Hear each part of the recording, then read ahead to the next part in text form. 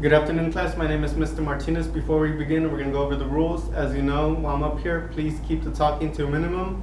If you have any questions, please raise your hand. I will see you. I will call on you, and we can go over whatever trouble you are having with today's lesson. Now, today's lesson is called Scatter Plots and Correlation, and I provided you with a paper with blank graphs and a table. If you please get that out and some pencils so we can begin. Now, before we start, we go over a few definitions so we can kind of understanding what we're going to get ourselves into. And you may ask yourself, well, what's a scatter plot? Well, a scatter plot is a graph that shows how one variable or something is affected by another. And you will see in a moment once we get into our problems. And we will be finding out the correlation of the graph too. And you might ask yourself, well, what's the correlation?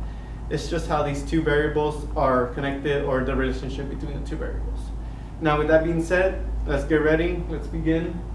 We always go over 3 problems on the board, and then I give you 3 problems to work on with your friends or by yourself if you choose, and we'll review. Okay, with that being said, please have your pencil ready, and we can begin.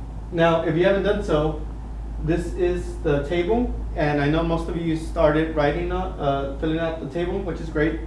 Now, on the graph number 1, we see that on the table we have the amount of hours spent in the mall and the amount of dollars spent while you're at the mall. So we're going to see if the amount of hours spent in the mall is affected by the amount of how much money you spend. So on the table number 1, you can see hours spent 5, and we're going to go on our x-axis. And very important that you also label it. Make sure you label your x and your y-axis. X-axis is always horizontal, and your y vertical. And make sure you label the numbers or whatever it is on the graph if you haven't done so already. So graph number 1, 5 hours. We go into our x-axis. We see 5 hours, and we see that they spent 50. We go over to our y, and we plot where it is right there. And as you know, many of you are already doing so I will continue doing so. 1 hour is 10. They spend $10. 3 hours, they spend 20. 2 hours, they spend 30. And 4 hours, they spend 10. So that's one part of it. Now, after we do that, we're going to look at the graph, and we're going to see what is the correlation. And there's 3 different types of correlation. There's a positive. An example will be, the amount of the amount of hours or the amount of time I spend working on my free throws, and will reflect on my percentage of free throws. The more time I spend working on it, pretty sure the percentage will be pretty great. That's a positive. As one variable increases, the other one also increases. A negative will be just kind of the opposite, where if one variable increases, the other one will decline or decrease. That'll be something like the amount of errors I have with the amount of time I spend actually studying. So if the more time I spend studying, I'm pretty sure I will have less errors on my work. And last one is, the third one will be no correlation. And no correlation will probably be something, example of shoe size. So if your shoe size does not affect your test scores, or your test scores are not affected by the size of your shoe. Those 2 variables have no relationship. One does not affect another. Now, with that being said, let's continue. So we can find out on this this graph, what is the correlation. And we can kind of tell on it that the amount of hours you spend in the mall does not really affect how much money you spend. As for me, I could spend 3 hours and not spend anything, and no money. I could spend 30 minutes and spend $100. So it doesn't really affect the amount of time I'm in the mall.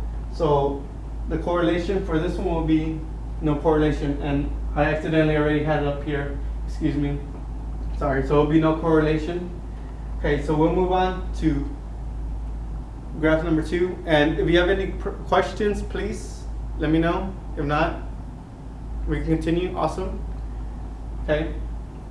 So we see on table number 2, again, before we do that, which most of you have already done, I see, is we write our x-axis and our x-axis, excuse me, and our y-axis, and we label it on what it is, temperature. The amount of, as the temperature increases, or the temperature, the ice cream sales is affected by the temperature outside, right?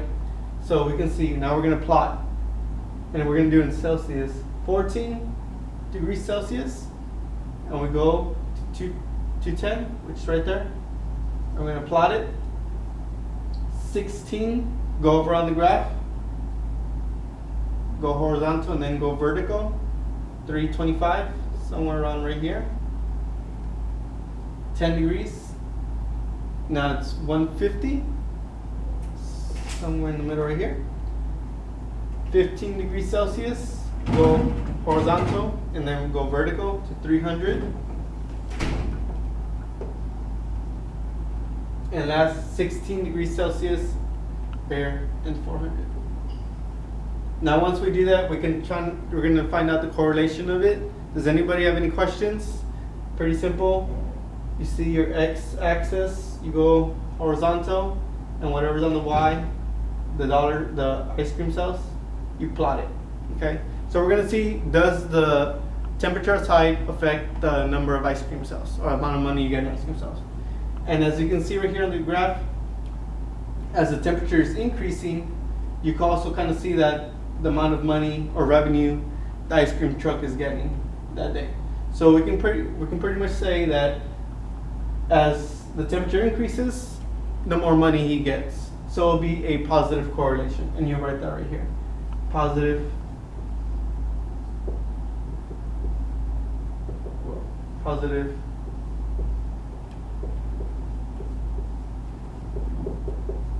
correlation. Any questions on that? If not, we can continue on to the last problem.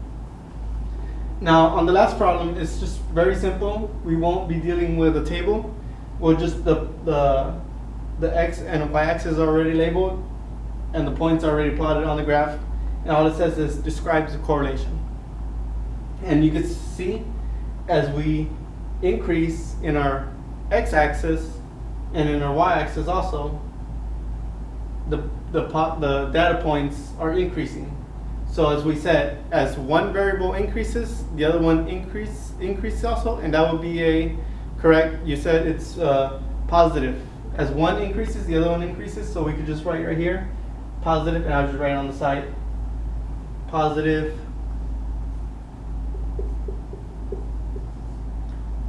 correlation.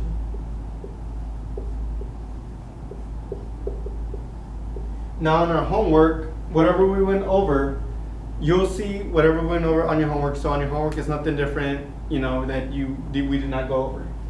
Now, I'm gonna ask you to put tables together. If you want to work with a friend, if you want to work separate, that's fine. I'm gonna give you three different problems on the board. You're gonna go over it by yourself, and then as a class, we're gonna go over what we learned or if we made mistakes or not. Again, have any questions? If not, you may do so. Put your tables together.